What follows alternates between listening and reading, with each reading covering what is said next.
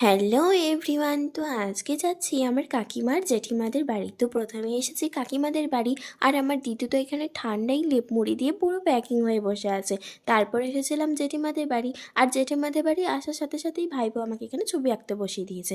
তারপর তো গিয়েছিলাম জেঠিমাদের বাড়ির ছাদে, যেখানে রয়েছে ছাদ ভর্তি গাছপালা। আচ্ছা, তোমরা কি কেউ কখনো অ্যালোভেরা গাছের ফুল দেখেছো? এটা হচ্ছে অ্যালোভেরা গাছের ফুল, আমি তো প্রথম দেখছি। আরও অনেক ধরনের ফুল গাছ ছিল, আর আমার তো সব থেকে ভালো লেগেছে এই গোলাপ ফুলটা।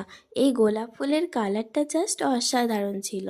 তারপর তো নিচে এসেই আমরা দুপুরের খাবার খেতে বসে পড়েছিলাম, আর আজকে দুপুরের খাবারে ছিল বৌদির হাতের তৈরি বিরিয়ানি, যেটা খেতে তো অসাধারণ ছিল।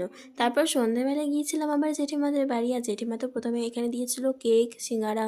তারপর সেগুলো শেষ হতে না হতেই আবারও কিছু অ্যাড করে দিয়েছিল। তারপর তো কাকুও একটা কেক খেতে দিয়েছিল। তো তোমাদের সাথে দেখা হচ্ছে